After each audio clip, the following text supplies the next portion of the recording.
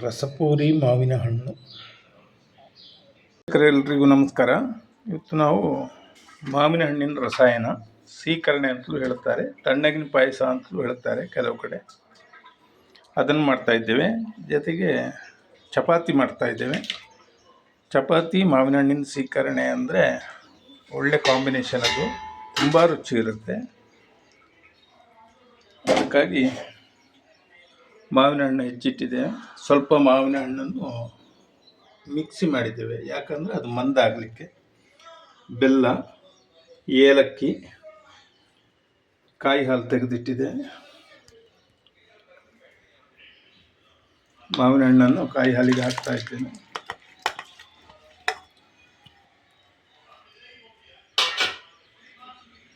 ಜೊತೆಗೆ ರುಬ್ಬಿದ ಮಾವಿನ ಹಣ್ಣನ್ನು ಹಾಕ್ತಾ ಇದ್ದೇನೆ.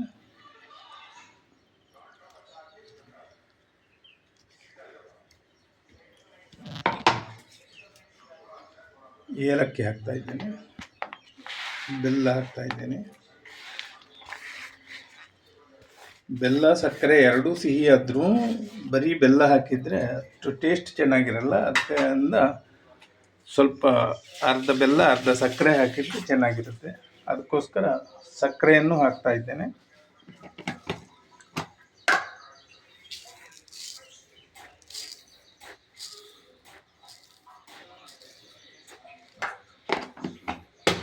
ನೋಡಿ, ಬೆಲ್ಲ, ಸಕ್ಕರೆ, ಮಾವಿನ ಹಣ್ಣು, ಕಾಯಿ ಹಾಲು, ಏಲಕ್ಕಿ, ರುಚಿಗೆ ಬೇಕಾದಷ್ಟು ಉಪ್ಪು ಹಾಕ್ತಾ ಇದ್ದೇನೆ.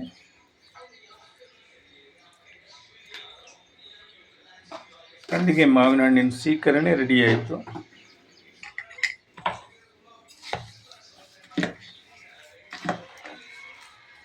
ನೋಡಿ, ಮಿಕ್ಸ್ ಮಾಡಿ ಹಾಕಿದ್ದಕ್ಕೆ ರಸಾಯನ ಮಂದ ಬಂತು, ಗಟ್ಟಿಯಾಯಿತು. ಇಲ್ಲ ನೀರಾಗಿರುತ್ತೆ. ರಸಾಯನ ಇದ್ದರೆ 2 ಚಪಾತಿ ತಿನ್ನುವಲ್ಲಿ 1 ಚಪಾತಿ ಜಾಸ್ತಿ, 3 ಚಪಾತಿ ತಿನ್ಬೋದು. ಅಷ್ಟು ಖುಷಿ ಇರುತ್ತೆ.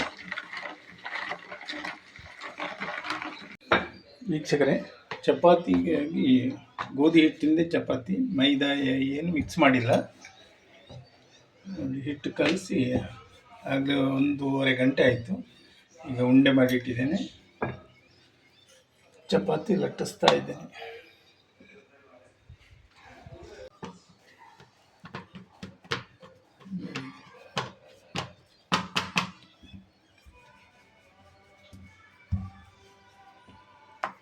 ಚಪಾತಿ ರೆಡಿ ಆಗ್ತಾ ಇದೆ, ಇನ್ನು ಬೇಯಿಸಬೇಕು.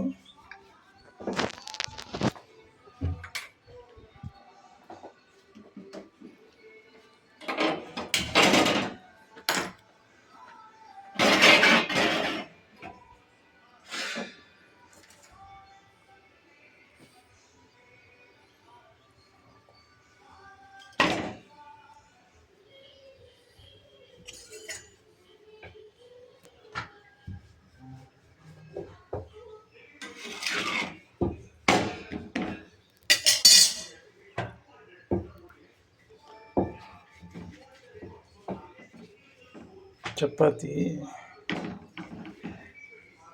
ಸ್ವಲ್ಪ ಉಗುರು ಬೆಚ್ಚಗೆ ನೀರಲ್ಲಿ ಕಲಸಿ ಹಿಟ್ಟು ಮೆತ್ತಗಾಗಿ ಬರುತ್ತೆ ಚಪಾತಿ.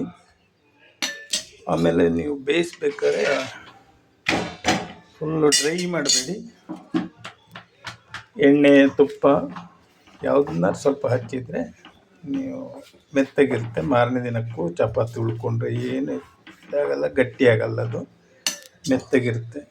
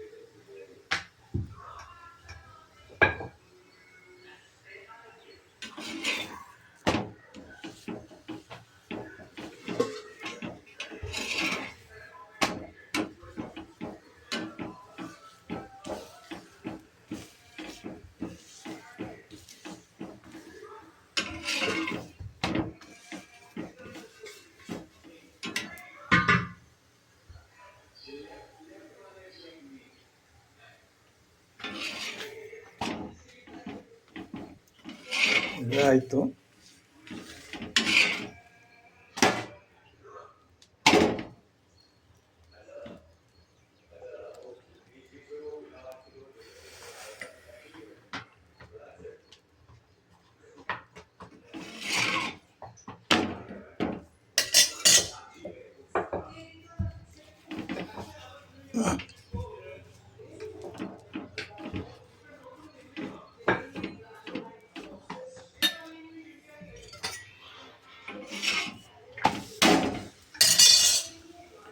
ಎರಡೂ ಸೈಡ್ಗೆ ಎಣ್ಣೆ ಅಥವಾ ತುಪ್ಪ ಸ್ವಲ್ಪ ಹಚ್ಚಿದ್ರೆ ಮೆತ್ತಗಿರುತ್ತೆ ಚಪಾತಿ.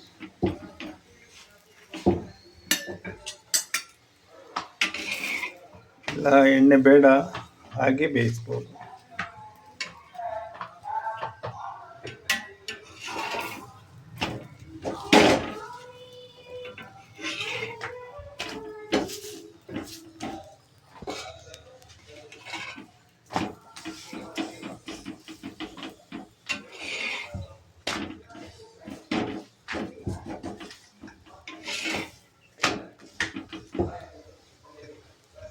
ವೀಕ್ಷಕರೇ, ನಿಮಗೆ ನಾ ಮಾಡಿದ ಮಾವಿನ ಹಣ್ಣು ಸೀಕರಣೆ ಹಾಗೂ ಚಪಾತಿ ಜೊತೆಗೆ ತಿನ್ನಲಿಕ್ಕೆ ಬಹಳ ರುಚಿ. ಇದು ಇಷ್ಟ ಆಗಿದ್ದರೆ ಲೈಕ್ ಮಾಡಿ, ಸಬ್ಸ್ಕ್ರೈಬ್ ಮಾಡಿ, ಕಾಮೆಂಟ್ ಮಾಡಿ.